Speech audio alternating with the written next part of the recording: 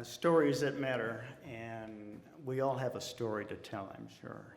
The older we get, even the better the story becomes. It becomes more enhanced to what you're going to say, I guess. They give me about 2 or 3 minutes here, so I'm going to tell you about my life.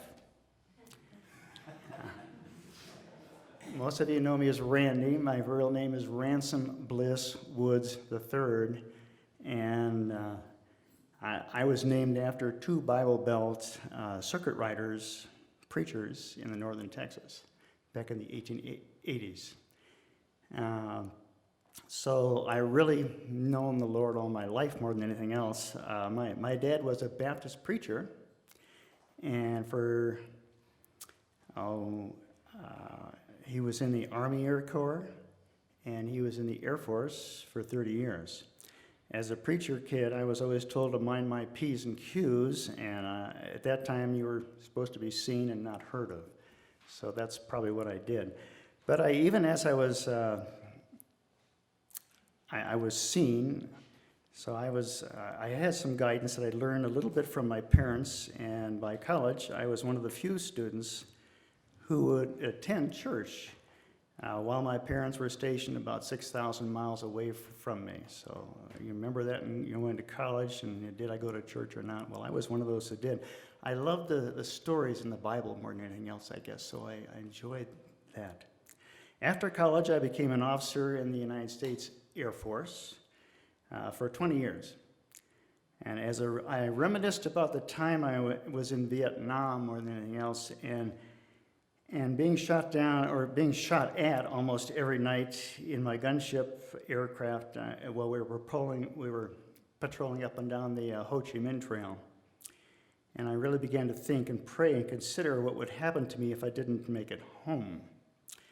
And I knew at that point in my life that I was in the Lord's hands, and that gave me a caring feeling and a warm feeling, and it calmed me down. And I knew if I didn't make it home where I was going to go. I didn't worry about it. Since then, through 42 years of a wonderful marriage with my wife, Jeannie, we have both experienced the love of Christ through special times together and always and away from each other too. Some examples would be we grew up together in the military after Vietnam over in Hawaii and raised 2 great kids. I was also away from Jeannie for about a year in a place called Thule, Greenland. It's about 950 miles away from the North Pole, so it's a little cold up there. But we always attended chapel, and I was a scripture reader every week during that time period and got to know the Lord very, very well at that time. We also watched our kids grow up in the love of the Methodist Church in Colorado Springs when I came back from Thule, Greenland.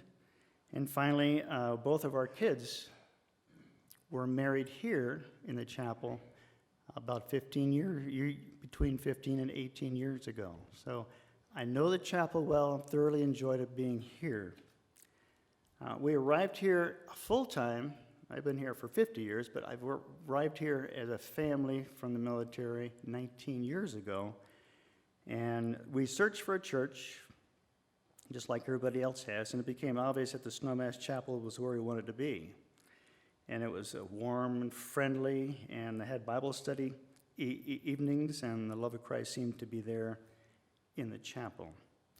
Since then, Jeannie and I now have the opportunity to give back to the chapel by instructing our grandchildren in the knowledge of the Bible in their Sunday school classes.